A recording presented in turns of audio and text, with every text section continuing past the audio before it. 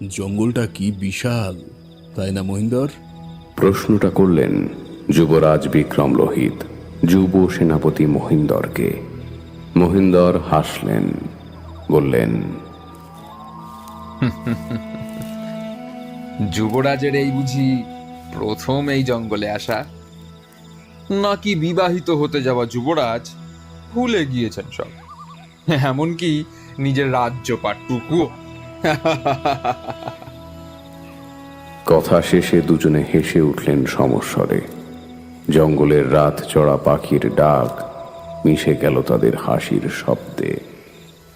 ঘন জঙ্গলের মধ্যে দিয়ে এগিয়ে চলেছে বিশাল বহর।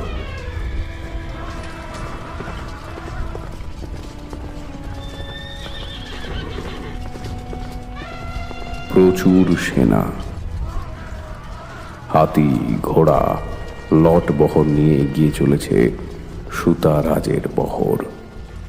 সুতারাজের রাজকুমার বিক্রম লোহিত ও সেই রাজ্যের এক অতি সুন্দর রমণী সুমিত্রা আগামীকাল বিবাহ বন্ধনে আবদ্ধ হবেন। রাজা শূদ্রক অতি ভালো, তিনি মেনে নিয়েছেন বিক্রম লোহিত ও সুমিত্রার প্রেম, একে অপরের ভালোবাসা।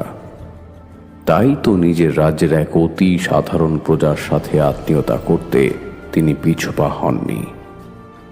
তাদের রাজ্যের নিয়মে রাজ্যের উত্তরে গহীন জঙ্গলের শেষে এক শৈব তীর্থ আছে।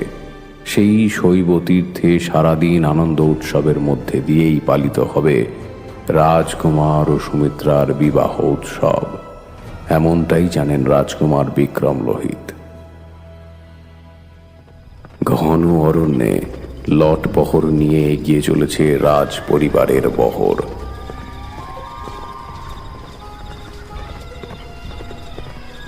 মাঝে মাঝে বনজন্তু জানোয়ার চিৎকার করে উঠছে, ডেকে উঠছে রাত চড়া পাখির দল। শিউরে উঠছেন সুমিত্রা। তার পালকিতে তার সঙ্গে রাজকুমারী শলা, রাজকুমারের ছোট বোন। সে অবশ্য নানা রকম কথা বলে হবু বৌদির ভয় কাটানোর চেষ্টা করছে। নারী হলেও সে যে ক্ষত্রিয় নারী, তার বুকে সাহস বড় বেশি। এদিকে রাজকুমার বিভোর নতুনের স্বপ্নে। কত দিনের স্বপ্ন তার, সুমিত্রা তার স্ত্রী হবে। মহারাজ সত্যি বড় ভালো, কত সহজে সবটা আপন করে নিলেন। রাজকুমার কৃতজ্ঞ তার পিতার প্রতি। সুমিত্রাকে প্রথম দিন দেখার কথা মনে পড়ে যায় রাজকুমারের। বছর 7 আগের কথা। রাজকুমার আরও কিছু বন্ধু বান্ধব নিয়ে ঘোড়ার পিঠে চড়ে নগর ভ্রমণে বেরিয়েছেন। ক্লান্ত হয়ে একটি লিচু গাছের নিচে তার ঘোড়া দাঁড় করিয়েছেন। কিছুটা বিশ্রাম নেবেন, এই আর কি। ঘোড়া থেকে নামতে যাবেন, তার আগেই তীরের বেগে একটা পাথর উড়ে এসে তার কপালে আঘাত করল। কেটে গিয়ে ফিনকি দিয়ে ছুটল রক্তের ধারা। আশেপাশে সবাই হই হই করে তরোয়াল বের করল। তখনই নিজের কপাল চেপে ধরে রাজকুমার দেখতে পেয়েছিলেন সুমিত্রাকে। অপরূপা সে, টানা টানা চোখ, শান্ত নদীর দুষ্টু ঢেউয়ের মতো স্রোতস্বিনী চুলের গোছ, টুকটুকে ফর্সা, নরম পদ্মের পাতার মতন হাত ও পায়ের গড়ন। কাপড়ের আড়াল থেকে উঁকি দিচ্ছে এক গোছা গোলাপের ন্যায় স্তনযুগল, আর নাভিকুণ্ডল অতি সুন্দর, যেন পদ্মনাভি। জিভ কেটেছে সে ভয়ে ও লজ্জায়। কান দুটো ধরেছে বটে, তবে এক হাতে গুলতি। মাথা নত করে সেই রমণী দাঁড়িয়েছে তাদের সামনে। কুমার সেনাপতি চেঁচিয়ে কিছু বলতে যাবেন, হাত তুলে নিষেধ করেছিলেন রাজকুমার। মেয়েটির দিকে প্রশ্ন ছুঁড়ে দিয়েছিলেন, কি নাম তোমার? ঝর্ণার জলের মতন কলকল স্বরে মেয়েটি জবাব দিল, সুমিত্রা। গহীন অরণ্যে যেতে যেতে রাজকুমার হেসে ওঠেন পালকির মধ্যে। মাথার কাটা দাগটায় হাত বুলিয়ে ভাবতে থাকেন তার সাথে সুমিত্রার সুখ স্মৃতির কথা। ধীরে ধীরে দুটো চোখে গাঢ় হয়ে ঘুম নেমে আসে তার। অন্ধকারের মধ্যে দিয়ে এগিয়ে চলে পালকি আর রাজার বহর। আচ্ছা, প্রেম ভালোবাসা কি একটা ছেলে আর একটা মেয়ের মধ্যেই হতে হবে? তবে ভালোবাসার আসল মানে কি? বড় বড় ব্যক্তিত্বরা বলে গেছেন, love is beyond space and time, it reaches out to the heart of the person that you are missing. Love binds two souls, not two bodies. অর্থাৎ ভালোবাসা স্থান এবং সময়ের ঊর্ধ্বে। এটি সেই ব্যক্তির হৃদয়ে পৌঁছে যেতে পারে যাকে আপনি সবসময় মনে করেন। প্রেম দুটি দেহকে নয়, দুটি আত্মাকে একটি সূত্রে বাঁধে। কিন্তু আজ আমি আপনাদের শোনাবো এক অন্য প্রেমের গল্প, যেখানে নায়ক হলো একটি ছেলে এবং নায়িকাও একটি ছেলে। শুনতে একটু অবাক লাগলো, তাই তো? তাহলে শুনতে থাকুন আমাদের আজকের নিবেদন, লেখক সাত্তকী বসুর কলমে অন্য প্রেম।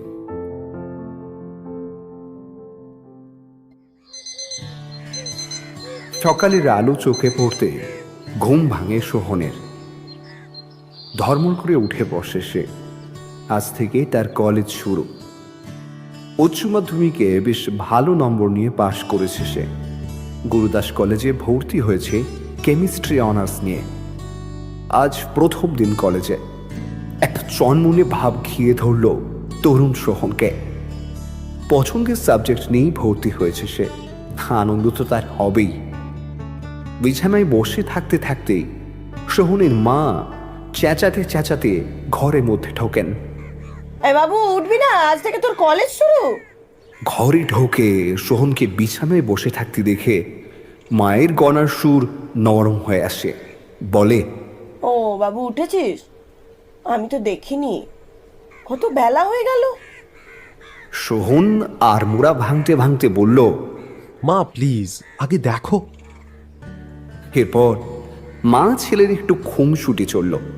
তারপর সোহন চলে যায় বাথরুমে তার নতুন সফরের উদ্দেশ্যে প্রস্তুত হতে। সোহন যখন কলেজে এসে পৌঁছালো তখন সময় 11:30। আগেও সে দুদিন এই কলেজে এসেছিল, কিন্তু আজকের দিনটা তার ভালো লাগার দিন। সে তার নিজের পছন্দের সাবজেক্ট নিয়ে এই কলেজে ভর্তি হতে পেরেছে। আর আজ সেই কলেজে তার প্রথম দিনের ক্লাস। কলেজে পৌঁছে সে নির্দিষ্ট ক্লাসে গিয়ে বসল।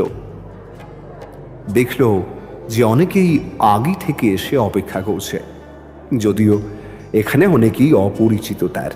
নতুন জায়গা, নতুন মানুষ সব। এমনিতে সোহন একটু অন্তর্মুখী ধরনের যুবক। কোনো জায়গায় মিশে যেতে তার একটু সময় লাগে, আর এক্ষেত্রেও তার অন্যথা কিছু হবে না। মানুষের স্বভাব কি আর কখনো বদলায়? হাতঘড়ি দেখে সোহন দেখে যে সময় বেলা 10:30। এখনও ক্লাসের বেশ খানিকটা দেরি রয়েছে। ফোনটা বের করে সোহম। ফোন ঘাঁটতে লাগলো। খানিকটা অস্বস্তি বোধ হওয়াতে ঘুরে দেখে ঠিক তার পাশের বেঞ্চে একটি ছেলে তাকে দেখছে। দৃষ্টিটা কেমন হলেও খুব একটা খারাপ লাগে না সোহনের, কিন্তু কেমন যেন গা শিরশির করে ওঠে তার। এরকম ভাবেই গোটা একটা দিন চলে যায়। সোহন বাড়ি ফিরে আসে। সারাটা সন্ধ্যা শুধু ছেলেটির চোখ আর তার চোখের দৃষ্টি। বাড়ি বাড়ি তার গাটা শিরশির করে ওঠে। এই যেমন সন্ধ্যায় পাশের ফ্ল্যাট থেকে ভেসে এলো খুব পরিচিত একটা সুর।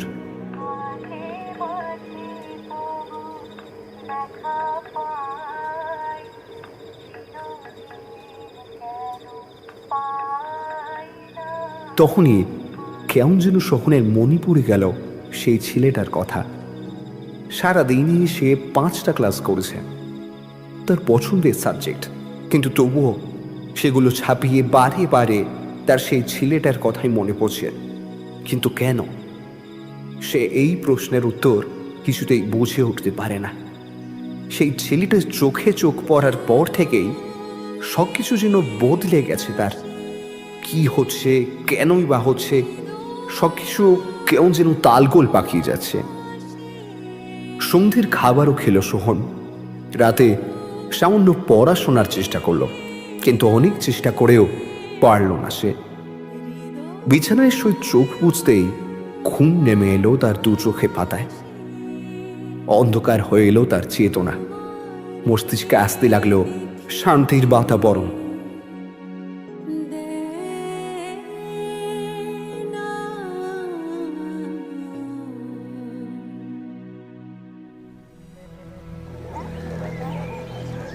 যুবরাজ ধড়মড় করে উঠে বসলেন।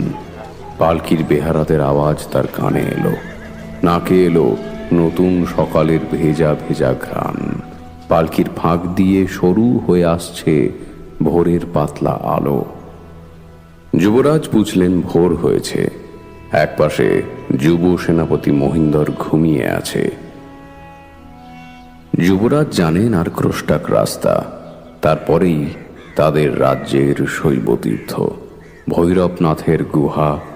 সেইখানেই যুবরাজের বিবাহের উৎসব। সম্পূর্ণ রাজ্যের প্রায় 1/3 মানুষ সেখানে উপস্থিত হবে। তারা চলেছে যথারীতি রাজপরিবারের বহরের সাথে। এরপরে বিবাহ করে ফিরলে গোটা রাজ্যের মানুষ আমন্ত্রিত হবেন রাজপরিবারে। গা শিরশির করে ওঠে যুবরাজের। সুমিত্রা আর তার বিবাহ বড় আনন্দের, বড় আনন্দের। দেখতে দেখতে সময় পার হয়ে যায়। তারা এসে পৌঁছায় জঙ্গল পার করে বাবা ভৈরবনাথের গুহায়, অর্থাৎ তাদের রাজ্যের একমাত্র শৈবতীর্থে। আজ এখানেই যুবরাজের বিবাহ অনুষ্ঠান। বাবা ভৈরবনাথের গুহা সুতা রাজ্যের প্রায় শেষ সীমানায়। রাজ্যের বাইরে এক বিস্তৃত জঙ্গল, তারপর লম্বা পাহাড়ি এলাকা। সেই পাহাড়ের শেষে 3টি নদী, আর শেষ নদীটি এই রাজ্যের সীমানা। ভৈরবনাথের এই অঞ্চলটি ভারী সুন্দর। উঁচু পাহাড়ের উপর দাঁড়ালে চারিদিকে দেখা যায় বিস্তীর্ণ প্রকৃতি। ভৈরবনাথের গুহার উপর থেকে ঝরে পড়ে ঝর্ণা। উড়ে বেড়ায় নানান বর্ণের নানান রঙের সুন্দর পাখি। দূরে দেখা যায় ধোঁয়ার মতো কুয়াশা। রাজকুমার চেয়ে দেখেন এটাই তাদের রাজ্যের অন্যতম তীর্থস্থান। রাজ পরিবার এই স্থানে এসেই পালন করেন তাদের আনন্দ উৎসব। এটাই তাদের রাজ্যের রেওয়াজ ও রীতি। ভৈরবনাথের সেবায় এই রাজ্যের নিয়োগ করা 5 পুরোহিত থাকেন এখানে, যারা বাবা ভৈরবনাথের সেবায় নিয়োজিত। রাজ্যের কোনো বিপদ আপদে মাঝে মধ্যে রাজা ডেকে নিয়ে যান তাদের। বাকি সময়টা তারা মহাদেবের সাধন ভজন নিয়েই মেতে থাকেন এই নির্জন শিবালয়ে। যুবরাজ ঘুরে ঘুরে দেখতে লাগেন সব কিছু। পাহাড়ের ওপরের অংশে গুহার পাশে ছোট ছোট তাঁবু তৈরি করা হয়েছে, যে তাঁবুতে রাজঘরানার মানুষেরা বিশ্রাম নেবেন। পাত্র পাত্রী প্রস্তুত হবেন। যুবরাজ পরাক্রমী, বীর, কিন্তু তিনি ভালোবাসেন প্রকৃতি, মানুষ আর এই জগতের যা কিছু জাগতিক সেইটুকুকে। তিনি ঘুরে ঘুরে দেখতে লাগলেন আশেপাশে। দূরে গাছ, অসংখ্য রাশি রাশি ফুলের সমারোহ। দলে দলে পাখি ভিড় করছে সেই আকাশী গোলাপি ফুলের রস আস্বাদনে। ওদের কাছে কোনো সুমিষ্ট ফল হবে বোধহয়। রাজকুমার মনে মনে হাসেন, এগিয়ে চলেন। এখানে ছোট্ট নালার মতো একটা জলধারা, হয়তো ঝর্ণার একটি অংশ। এই জলধারাতে ভেসে চলেছে ছোট্ট ছোট্ট শ্যাওলার মতো অংশ। রাজকুমার এগিয়ে চললেন। খানিকটা এগোতেই মিষ্টি ফুলের নরম সুবাস তার নাক ছুঁয়ে গেল। হঠাৎ মাথার উপরে মিষ্টি কোনো পাখির ডাকে যুবরাজ মাথা তুলে চাইলেন। দেখলেন দুটো পাখি, কি সুন্দর তাদের পালকের বর্ণ, কি সুন্দর তাদের রূপ। তারা খুনসুটি করছে আকাশের গায়ে। সেই দেখতে দেখতে তিনি এগিয়ে চলেছেন। যুবরাজ হঠাৎ কিছুতে একটা পিছলে গেলেন। নড়ে গেল তার চোখে প্রকৃতির প্রতিচ্ছবি।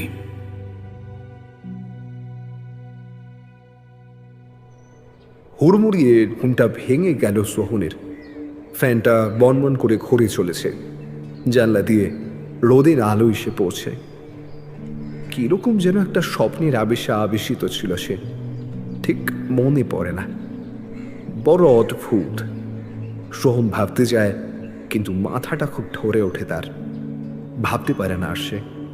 হাতে মোবাইলটা নিয়ে চাপ দেয়, সাইড কি দেয়। দেখতে পায় সময় সকাল 7টা। 7:05 বাজলে অ্যালার্ম বাজত, অর্থাৎ অ্যালার্ম বাজার 5 মিনিট আগেই ঘুমটা আজ একটা বাজে স্বপ্নের ভেঙে গেছে তার। মুখে একটা বিরক্তিসূচক শব্দ করে পাটা ঘুরিয়ে নামতে যায় সোহন। ঠিক তখনই সে দেখতে পায় তার পায়ের পাশে শ্যাওলার মতো কি যেন একটা লেগে রয়েছে। সে ভালোভাবে তার চোখ কচলায় এবং তারপর আবারও দেখতে গিয়ে দেখে না, কিছুই নেই তো। তবে মাথাটা দপদপ করে ওঠে সোহনের। দ্রুত পায়ে সে বাথরুমের উদ্দেশ্যে যায়। আজ দ্বিতীয় দিন তার কলেজের। বাড়িতে সেভাবে কিছুই বলে না সে, আর কি বা বলবে। এমন ঘটনা তো ঘটেই থাকে। কলেজে পৌঁছে যথারীতি ক্লাসে গিয়ে বসে সে। আগের দিনের মতো আজও 10 মিনিট আগে পৌঁছেছে সে। তবে আজ ক্লাসের মধ্যে ছাত্রছাত্রীর সংখ্যা বেশ বেশি। হঠাৎ করে আবারও তার গা শিরশির করে ওঠে, ঠিক আগের দিনের মতো। এটা কেমন যেন একটা অদ্ভুত শিহরণ। সে করে দেখে সে ছেলেটা আজও একই জায়গায় বসে আর তার দিকেই তাকিয়ে রয়েছে। সোহন বিরক্তি প্রকাশ করতে যাবে, কিন্তু সোহনের চোখ অন্য কিছু ইশারা করে সোহনকে। সোহনের চোখ চলে যায় ছেলেটির অঙ্গ প্রত্যঙ্গে। কি সুন্দর সে, ফর্সা, টানা টানা চোখ, চুলগুলো কোঁচকানো, ঠোঁটে এক অদ্ভুত আকর্ষণ। হঠাৎই সোহনের পুরুষত্ব জেগে ওঠে। ছি, এত মেয়ে ছেড়ে একটা ছেলের দিকে দেখছে সে। না মা, তে বাবা, ছি ছি ছি। নিজের প্রতি বিরক্ত হয়ে চোখ ঘুরিয়ে নেয় সে, পাশে জানলার দিকে তাকায়। কিন্তু তার শরীরের শিহরণ তাকে আবারও জানান দেয়।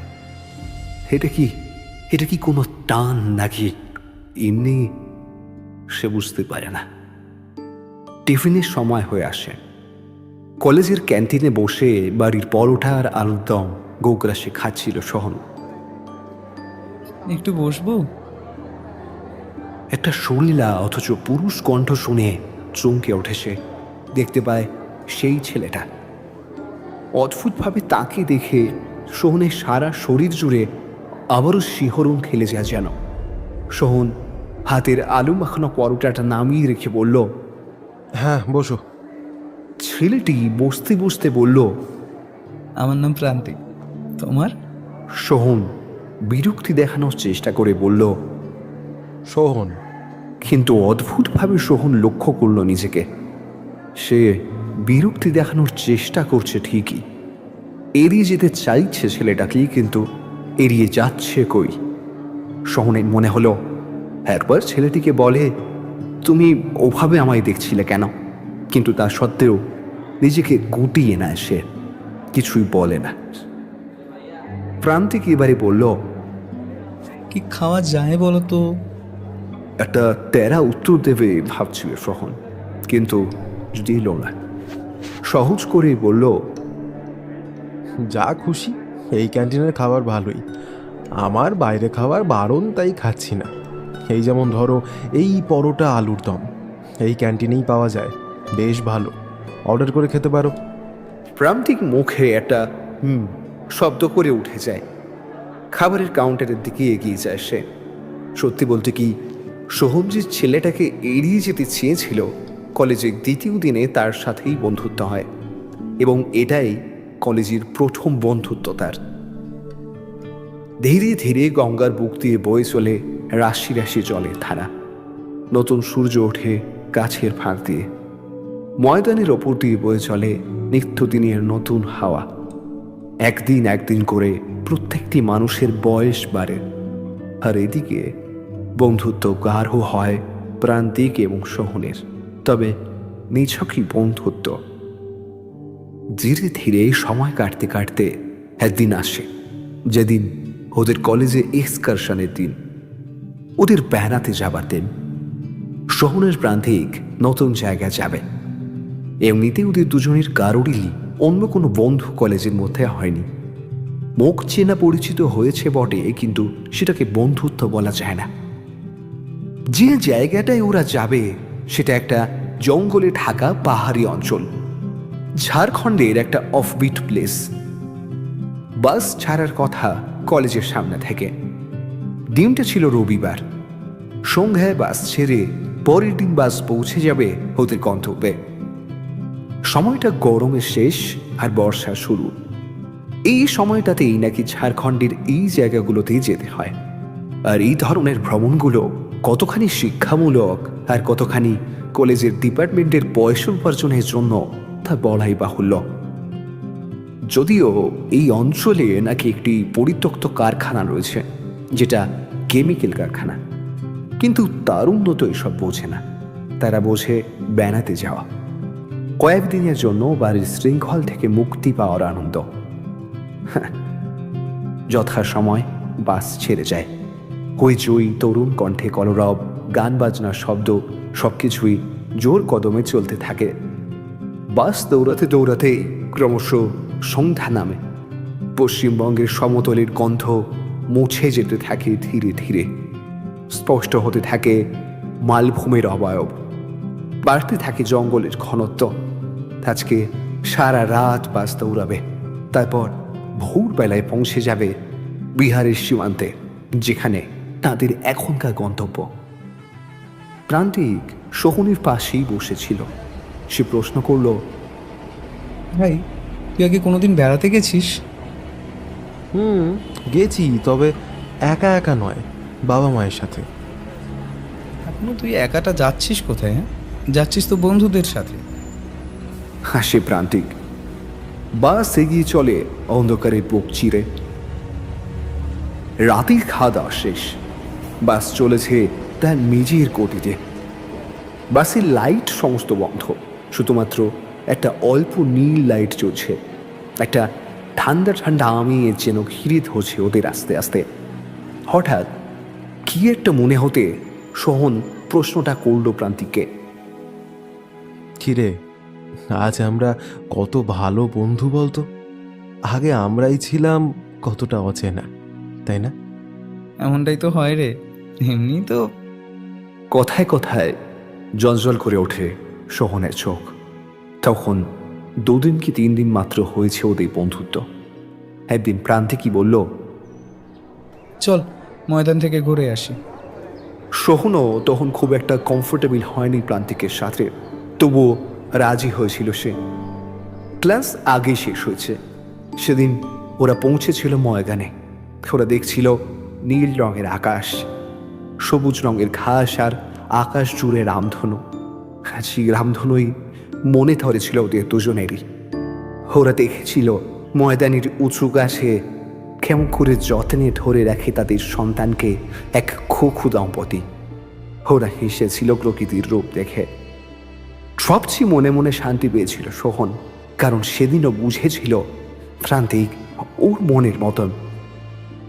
অন্ধকারে বাসে ভাসমান নীল আলোয় চোখ রেখে সেই সব দিনের কথা ভাবতে লাগলো সোহন। বন্ধু হিসাবে বড় ভালো প্রান্তিক, এমন বন্ধুত্ব পাওয়া যায়। এমনিতেই সে একটু অন্তর্মুখী ধরনের ছেলে। 7-5 ভাবতে থাকে সোহন। ধীরে ধীরে গাঢ় হয়ে ঘুম নেমে আসে তার দু চোখে, আর তার সাথেই যোগ্য সঙ্গ দেয় ওই বাসের সমান্তরাল গতি।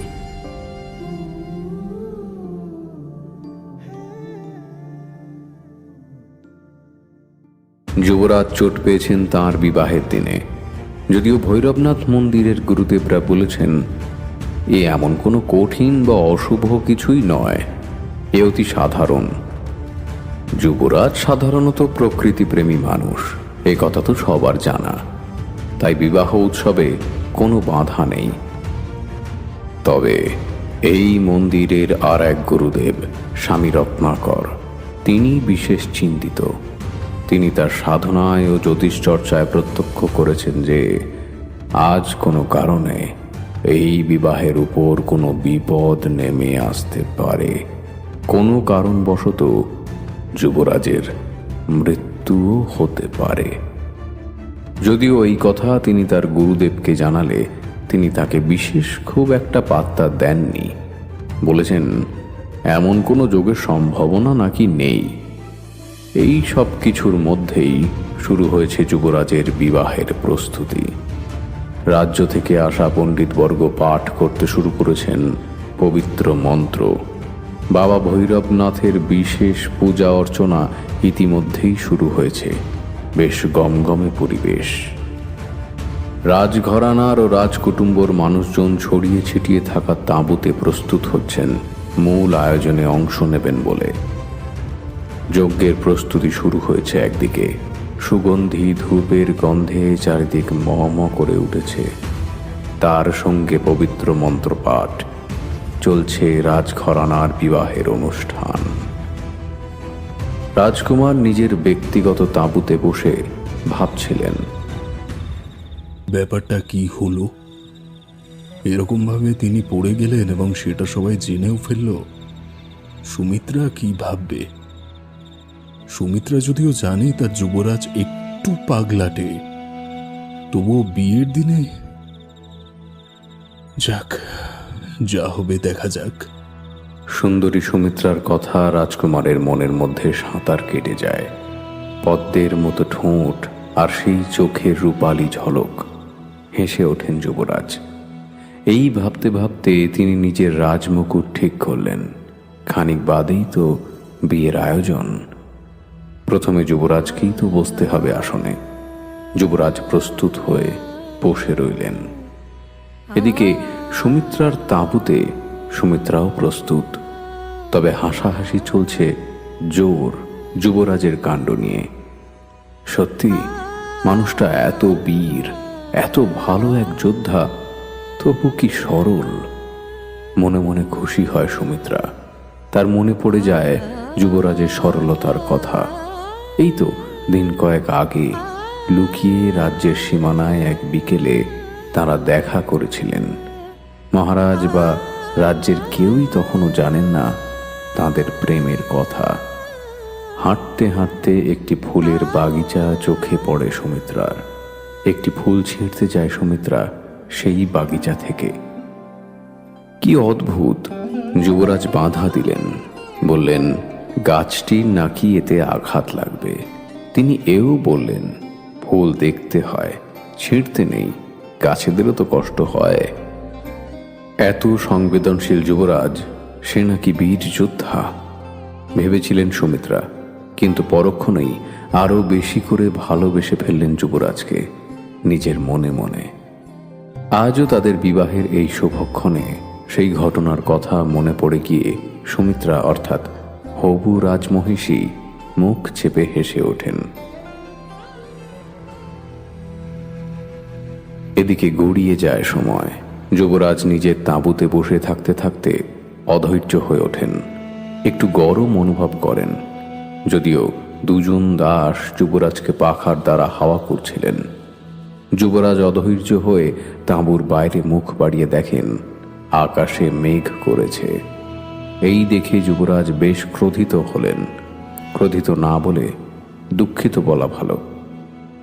এমন কেন হচ্ছে তার জীবনের এই শুভ দিনে? এমন সময় তিনি দেখতে পেলেন মহারাজ এগিয়ে আসছেন তাঁর তাঁবুর দিকে।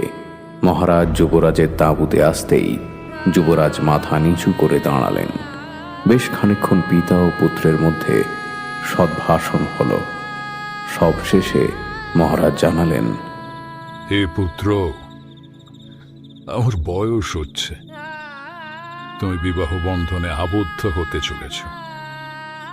এরপরে রাজ্যের সমস্ত দায়ভার তোমাকে নিজের কাঁধেই তুলে নিতে হবে।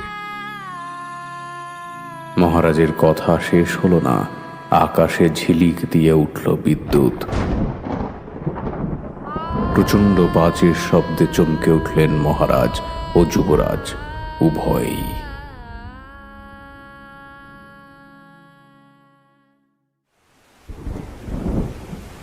ওরে ঘুমটা ভাঙতেই বাসের নীল আলো চোখে পড়ল সোহনের। বাস দৌড়াচ্ছে ঠিকই, কিন্তু বাইরের প্রকৃতি তখনও তাণ্ডব নৃত্য করছে। একপাশে সিটে মাথা এলিয়ে গভীর ঘুমে মগ্ন প্রান্তিক। হাত ঘড়ি দেখল সোহন, সময়টা ভোর 4টে। উফ, আবারও সেই রাজার স্বপ্ন। সোহনের মাথাটা আবার যেন ধরে এলো। খানিকটা নাড়াচাড়া করে সোহন কখন যেন ঘুমিয়ে পড়েছিল তা নিজেই জানে না। যখন ঘুম ভাঙল তখন সে দেখতে পায় তারা এসে পৌঁছেছে তাদের গন্তব্যে। চারিদিকে সূর্যের আলো আর উন্মুক্ত প্রকৃতি। সবার মতো প্রান্তিক ও সোহন দুজনেই নামলো বাস থেকে। নামতেই তাদেরকে যেন জাপটে ধরল প্রকৃতি। যদিও গত রাতে ঝড় বৃষ্টির তাণ্ডব হয়েছে এই কথা বলাই বাহুল্য। চারিদিক লণ্ডভণ্ড যার সাক্ষী বহন করছে। এই নতুন জায়গায় এসে তারা দুজনেই অভিভূত। অবশ্য সবারই একই অবস্থা। তবে অন্য কার কি অভিপ্রায় সে কথা ওরা দুজনে জানে না। প্রান্তিক এবং সোহন তারা কেবলই জানে তাদের নিজেদের কথা। চারিদিকে জঙ্গল আর জঙ্গল, মাঝে ওই দূরে দেখা যায় ছোট্ট একটি পাহাড়, আর সেই জঙ্গলের মাঝেই কয়েকটা হোমস্টে। তাদের বাস তাদের নিজস্ব কলেজের হোমস্টেতে এসে দাঁড়িয়েছে, আর সেখানেই আজকের দিনটার ব্যবস্থা। ওরা এখান থেকে ফিরবে আগামীকাল রাত্রে, অর্থাৎ একটা সম্পূর্ণ দিন এখানে থাকা। সোহনের নিজেকে কেমন যেন প্রজাপতির মতো ফুরফুরে মনে হতে লাগলো। এখানে নিঃশ্বাসে বিষাক্ত বাতাস নেই, যেটুকু আছে সেটুকু ভেজা সুবাস। চারিদিকে প্রকৃতির সবুজ রং আর নানান রকমারি পাখির সুমধুর কুহুতান। প্রান্তিক আর সোহন দুজনেই ঠিক করলো ওরা ফ্রেশ হয়ে নিয়ে টিচারের পারমিশন নিয়ে আশেপাশে একটু ঘুরে দেখবে। যেমনই ভাবা তেমনই কাজ। ওদের স্যার অতটাও কঠিন মানুষ নয়, তাই জন্যই অনুমতি পাওয়া গেল। প্রান্তিক এবং সোহন এখন যেন মুক্ত বিহঙ্গ। তারা হোমস্টে থেকে যখন বেরোলো তখন সময় সকাল 10টা। চারিদিকে প্রকৃতি আর প্রকৃতি, সবুজ আর সবুজ। এখানে নানান রকমের গাছের জঙ্গল, শাল, সেগুন, তমাল গাছের এক নিবিড় বনানী। চারিদিকে এত রকমারি পাখি আর সেই পাখির কাকলি। এমনি সময় ওরা দুজন দেখতে পেল এক সুন্দর রামধনু। শাল গাছের ফাঁক দিয়ে মেহগনি গাছের গা জড়িয়ে বয়ে গেছে। কি সুন্দর সেই দৃশ্য, যেন এক নৈসর্গিক অনুভূতি। ওরা দুজন দুজনের দিকে চেয়ে হেসে উঠল। তবে অদ্ভুত একটা ব্যাপার, সোহনের কেমন যেন মনে হচ্ছে এই জায়গায় আগেও তারা এসেছে। এই জায়গাটা বড্ড চেনা চেনা লাগলো তার। প্রথমে পাত্তা না দিলেও সেই মনে হওয়া আস্তে আস্তে বাড়ল। একসময় প্রান্তিককে সোহন বলেই ফেলল কথাটা।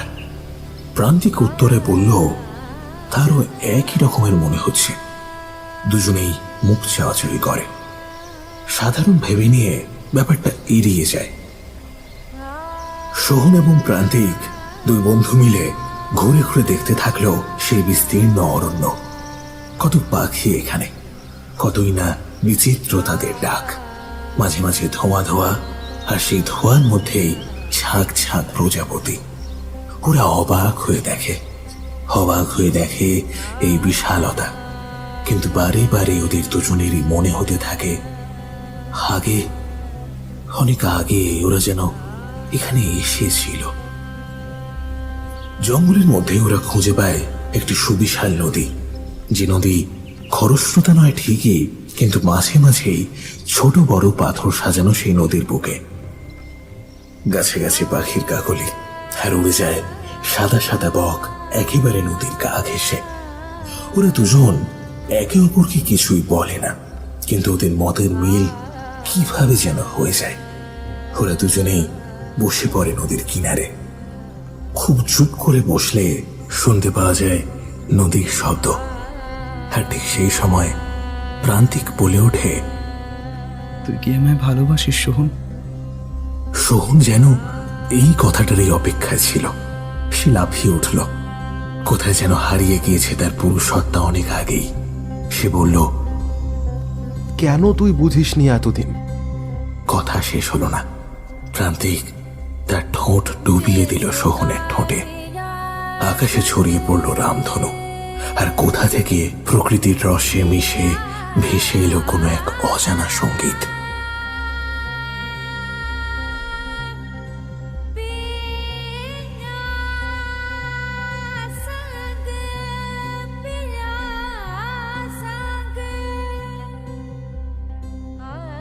এই যে আদিম অকৃত্রিম ভালোবাসা, এই ভালোবাসার কোনো তুলনা হয় না। আর এই ভালোবাসার সূচনা সেই দিন, যেদিন পৃথিবীর সৃষ্টি হয়েছে। ভালোবাসায় সম অসম বলে কিচ্ছু নেই। ভালোবাসার অর্থই হলো কেবলই মিলন, দুটি আত্মার, কেবলই দুই আত্মার মিলন। সোহন ও প্রান্তিক কেমন যেন কোনো এক স্বপ্নের মধ্যে আচ্ছন্ন, যে স্বপ্নের কোনো সীমাবদ্ধতা নেই। কেমন যেন ঘোরের মধ্যে কাটছে তাদের। কিভাবে কি যেন হয়ে গেল। সোহন তো এসব মোটেই পছন্দ করত না, অথচ সেই কেমন যেন জড়িয়ে গেল। অথচ তারই মনে হচ্ছে এ তো খুবই স্বাভাবিক। এদিকে প্রান্তিকের মধ্যে কেমন যেন নারী সত্তা প্রকট হচ্ছে ক্রমশ। সে যে পুরুষ সে সমস্ত সে ভুলে যেতে বসেছে সমাজ কিভাবে নেবে তাদেরকে। সে সমস্ত কিছু এখন কিছুই তার মাথায় আসছে না। কেবলই তার মনে হচ্ছে এই অঞ্চলের সবকিছুই তো তার। প্রতিটি গাছের নিচে, নদীর অনেক শিলায় সে আর সোহন আগে কবে যেন ভালোবেসেছিল, কবে যেন নিবিড় হয়ে গিয়েছিল। এই তো কদিন আগের কথা। সোহম আর প্রান্তিক ফিরে এসেছিল হোমস্টেতে। সেখানে এসে তারা লক্ষ্য করেছিল সবাই তাদেরকে কেমন যেন বাঁকা চোখে দেখছে, যদিও তারা কিছুই পরোয়া করেনি তার। যথারীতি খাওয়া দাওয়া শেষ হয়েছিল।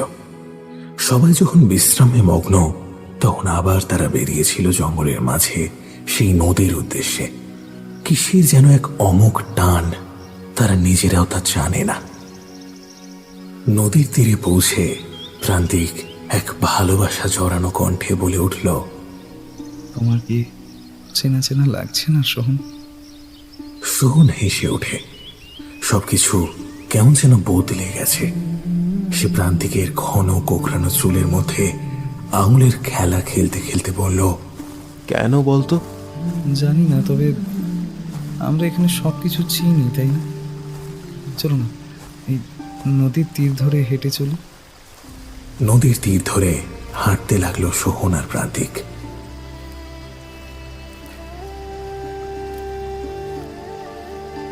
ধোঁয়ার মতো হয়ে আসছে সন্ধ্যার সময়টা। ওদের আর এতটুকু খেয়াল নেই যে এবারে ফিরতে হবে, নইলে বিপদ। কলেজে সবাই খুঁজবে। ক্রমশ ঘন হয়ে আসে জঙ্গল। সন্ধ্যা নামছে, তাই শিকারী পশু পাখির দল চিৎকার করছে। আসলে এবার তাদের বেরোনোর সময় হলো যে। কিন্তু সোহন আর প্রান্তিক ওরা তবুও হেঁটে চলেছে কিসের এক অমোঘ টানে, তা ওরা নিজেরাও জানে না। কোথায় পৌঁছাতে হবে সেটাও তাদের অজানা।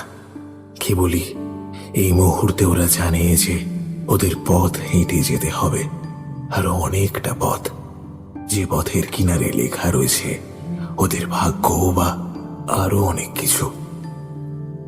ধীরে ধীরে জঙ্গল ধূসর থেকে কালো হয়ে ওঠে। তার ওপর রাশি রাশি জ্যোৎস্না ছিটিয়ে পড়ে নীলচে রং ধারণ করে। জঙ্গল মোহময়ী হয়ে ওঠে। মোহময়ী হয়ে ওঠে সমগ্র প্রকৃতি। বাহ্যিক জ্ঞান শূন্য হয়ে ওরা হেঁটে চলে। ওরা ভুলে যায় যে ওরা কে, কি ওদের পরিচয়। জঙ্গলের মধ্যে এক অদ্ভুত গন্ধ, যা জঙ্গলের নিজস্ব গন্ধ, প্রকৃতির নিজস্ব স্বাদ। ওরা প্রাণ ভরে নিঃশ্বাস নেয় আর হেঁটে চলে এক অমোঘ টানে। কিছুটা পথ পেরিয়ে ওরা উঁচু এক পাথুরে জমিতে উঠে আসে। অবাক হয়ে দেখে সেখানে ছোট্ট এক পাহাড়ের গুহায় শিবের মূর্তি।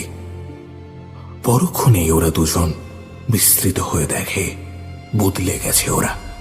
সোহন রাজবেশ পরিহিত কোন এক যুবরাজ, আর প্রান্তিক সে তো আর পুরুষ নেই, কোন এক নারী যে বেনারসি সাজে বিবাহের জন্য প্রস্তুত। চারিদিকে অসংখ্য মানুষ, তারা জয়ধ্বনি করছে কোন এক যুবরাজের নামে। তারা অবাক হয়ে ধীরে ধীরে গুহার দিকে এগিয়ে চলেছে, যেখানটায় শিবের মূর্তি প্রতিষ্ঠিত। অসংখ্য মানুষ করতালি দিচ্ছে। সোহন প্রান্তিক বুঝতে হয়তো পারছে ঠিকই, কিন্তু ওদের এই পরিস্থিতি থেকে বেরিয়ে আসার উপায় এই মুহূর্তে জানা নেই। অদ্ভুতভাবে প্রকৃতি ও পরিবেশ যেন এখানে বদলে গিয়েছে। দিনের আলোয় মেঘের আনাগোনা, আর তার সঙ্গেই বিদ্যুতের ঝিলিক। ওরা অবাক হয়ে দেখে, কিন্তু এই পরিস্থিতি থেকে ওদের নিস্তার নেই। ওরা পালিয়ে যেতে পারে না, এড়িয়ে আসতে পারে না ওই মুহূর্তটা। অদ্ভুত এক আনন্দ ওদের ঘিরে ধরে যেন। ধীরে ধীরে ওরা অনুভব করে ওরাই তো এই রাজ্যের উত্তরাধিকার। হঠাৎ করে পিলপিল করে মেঘের মতো ঝাঁকে ঝাঁকে কোনো এক শত্রু সৈন্য ওদের উপর ঝাঁপিয়ে পড়ে। রাজা শূদ্রকের শত্রুতা ছিল কেবল দূর রাজ্যের রাজা শৈবালের সাথে। তার সাথে হাত মিলিয়েছে যুব সেনাপতি মহিন্দার, কারণ সুমিত্রাকে তা আরো ভালো লাগত। সেও চেয়েছিল সুমিত্রা তার স্ত্রী হোক, কিন্তু তা হয়নি যুবরাজের কারণে। তাই প্রতিশোধ চরিতার্থ করতে মহিন্দারের শত্রু পক্ষের সাথে হাত মেলানো, এবং এই বিবাহের দিনেই হামলার পরিকল্পনা। বীর যুবরাজ প্রাণপণ লড়াই করতে থাকে, কিন্তু সবকিছু যেন কিভাবে এক তছনছ হয়ে যায় মুহূর্তের মধ্যে। একটা আনন্দ উৎসব মুহূর্তে মৃত্যুর মধ্যে ঢেকে যায়। চারিদিকে শুধু যন্ত্রণা আর ক্লেশের ধ্বনি, এর বাইরে আর কোথাও কিচ্ছু নেই। কয়েকটা ছন্ন ছাড়া বাজ পড়ে, ধোঁয়ায় ঢেকে যায় চারিদিক। দৌড়াদৌড়ি, ছটপটি, সবকিছু এক মুহূর্তে শান্ত হয়ে আসে। রাজকুমার সুমিত্রার হাত সোহন প্রান্তিকের হাত ধরেছিল ঠিকই, কিন্তু রক্তাক্ত প্রেমিকের দেহটা গড়িয়ে পড়ে পাহাড়ের ঢাল বেয়ে। জন্মান্তরের পর আবারও দেখা হলেও মিলন হয় না। সে রাতে খোঁজ পাওয়া যায়নি সোহন আর প্রান্তিকের। পুলিশে কমপ্লেন করা হয়। পুলিশ তন্ন তন্ন করে খোঁজে সারা জঙ্গল। গভীর জঙ্গলে পাহাড়ের টিলায় উদ্ধার হয় ওদের দেহ। পাথরের ওপরে একদম ধারে লুটিয়েছিল প্রান্তিকের দেহ, আর নিচে একেবারে নদীর ধারে লুটিয়ে পড়েছিল সোহনের নিথর দেহ। পুলিশ জানায় বাজ পড়ে মৃত্যু হয়েছে ওদের। জন্মান্তরের গল্প রহস্যের অন্ধকারেই রয়ে যায় চিরতরের মতো।